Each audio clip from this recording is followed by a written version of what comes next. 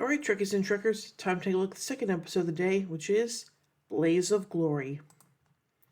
Captain Benjamin Sisko, Jake Sisko, and Nog are having dinner together. Squid, Nog's favorite human dish. Jake also likes it until Benjamin reveals that the sauce is puree of tube grubs, saying it's only fair they try Ferengi food since Nog is willing to have human food. Sisko turns to Nog to ask about his job with security. Jake whispers something and is revealed that Nog has problems with the Klingons who ignore him because he is Ferengi. Then, General Martok enters the room, interrupting the dinner and demanding to talk to Sisko alone. He explains to Sisko that his ship was controlling the Cardassian border and has intercepted an encrypted message from the Maquis. This is a surprise to both men, who believed they were completely wiped out by the Dominion. A woman in the message states that missiles have been launched heading for Cardassia and should reach their intended target in 13 days. Although Martok couldn't find any missiles, he explains that the Klingon Empire had provided the Maquis with Class 4 cloaking devices tailored against Cardassia. Sisko knows that if Cardassian citizens are killed by human terrorists, the Dominion will launch a counterstrike that will surely start a war that could destroy them all. Commanders Worf and Shadzi attacks report background missions searching for signs of the missiles in the Badlands. They have problems hiding there, and Melzer Bryan explains that the warp drive by the USS Defiant is too powerful, and that ionizes the gases in the Badlands Nebula. Worf says they need more information to narrow the search, and Sisko says he has an idea. Captain Sisko visits ex-commander Michael Eddington in a Federation prison. Eddington denies that the message about the missiles involves him. He says he has nothing to do with the Maquis anymore, as they are all dead, and they cannot be reborn.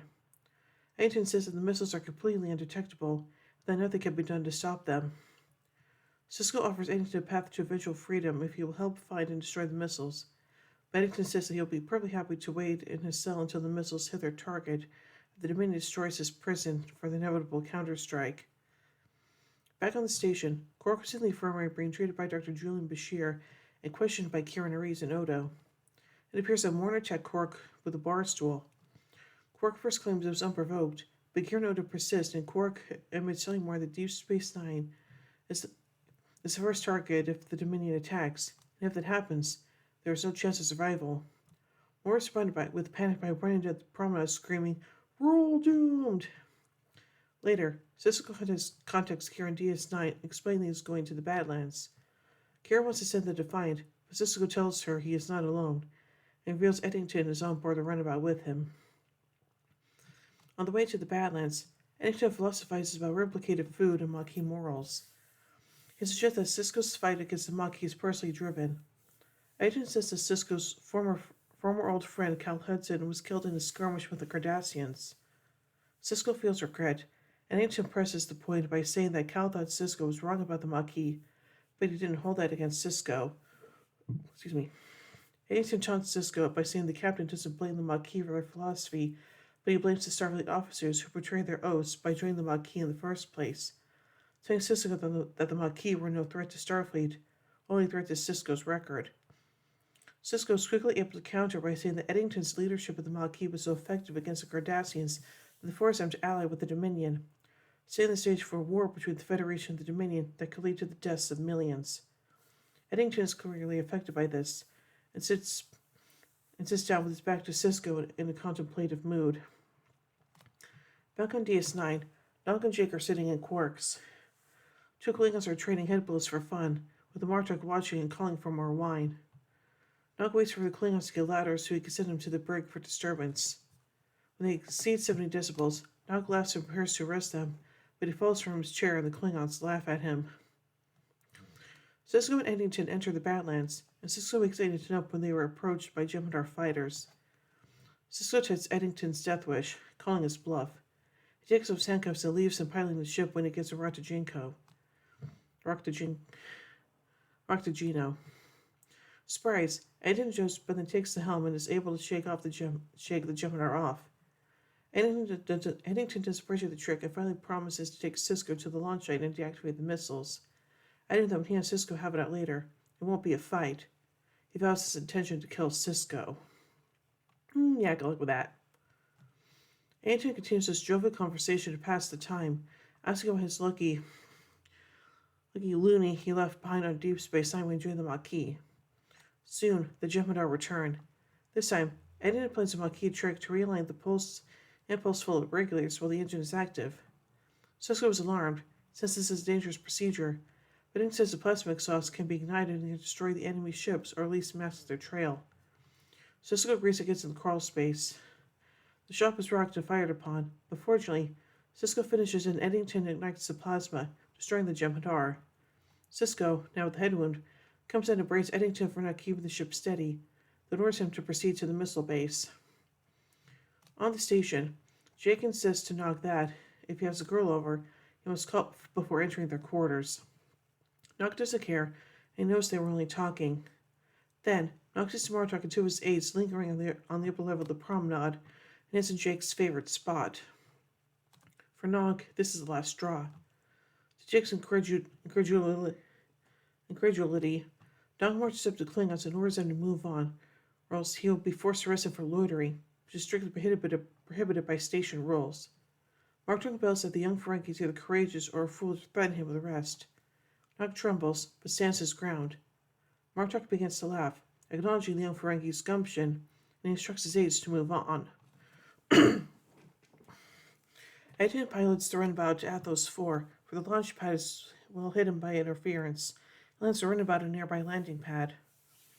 After walking a few kilometers through tunnels and going to an upper level through an old well opening, they find someone's there, a Jem'Hadar patrol. Sisko and Eddington soon come under fire, and Sisko decides to draw their attention with a piece of pipe while Eddington fires at them. They're successful and hide the bodies in the well. As they proceed, however, they find nearly 20 dead Maquis members who were friends of Eddington. Eddington is both shocked the Maquis were winning and are going to declare their independence, and filled with guilt and remorse, feeling they should do more to help his followers and friends. Sisko sadly notes that perhaps it was the Federation who truly failed the Maquis, and maybe something could have been done to prevent this tragedy. Regardless, Sisko insists on disarming the missiles and convinces him it's not over, and this is just the beginning. Eddington gets angry and considers killing Sisko on the spot, but isn't sure it'll make him feel better, so he continues on instead. Coming to a seemingly empty area, Sisko stops Eddington and fires blindly, knowing that the Jem'Hadar could be invisible. Instead, he kills two, and Eddington tells Sisko he is glad the captain remembered that they could do that. Eddington is briefly impressed and breaks in the next room, where they find nearly a dozen imprisoned Maquis. Eddington introduces Sisko to Rebecca Sullivan, his wife. Eddington immediately leads the people out, telling them his runabout, as if the no missiles actually exist, that the coded message just said the Maquis arrived safely at the meeting point. It was only ruse to get Eddington out of jail to trick Sisko into bringing him closer to the chosen destination. Sisko is relieved that all-out war is no longer imminent, but still punches Eddington for deceiving him before Sullivan breaks up their fight, intent on getting out of there. As they leave, Sisko finds out that Jem'Hadar weren't supposed to be able to find them. Soon they're attacked.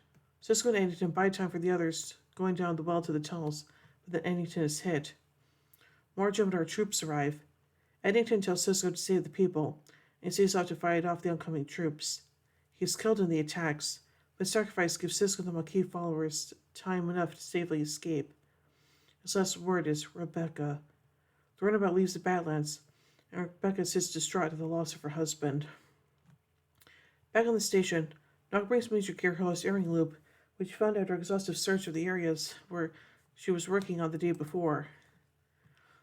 Del Ferengi's industriousness and ingenuity continue to astound his superiors. Kira congratulates him on it, and he replies, "Just doing my job." Entering a turbo lift, they run into Martok stepping off. Looking over his pad, he greets Nog, "Cadet?" and Nog replies with equally brief, "General." Nog beams to seeing Kira step onto the turbo lift. Dax and Sisko talk about Eddington and the Maquis. Sisko knows that Eddington is not a traitor but was loyal to what he believed in until the very end. Dax asks if that's what it is, the end of the Maquis. Sisko is unsure about that, as there may be others that escaped the Dominion, biding their time and waiting for a chance to strike. And besides, Sisko muses, there's always something romantic about a lost cause. Dax tells Sisko that he almost sounds hopeful and leaves. Cisco then stares out the window, thinking about Eddington. So anyway, let's take a look at some production notes from this episode. To construct the Maquis base in this episode, production designer Herman Zimmerman used the same set that had been used in the previous episode, Children of Time. The sampling shot of the starbase where Eddington is being held is reused stock footage of the Regular space station from Star Trek II, The Wrath of Khan. Floating still where Cisco visits Eddington is a redress of the USS Voyager Briggs head, moving the still from a point to the right from the door to directly across from it.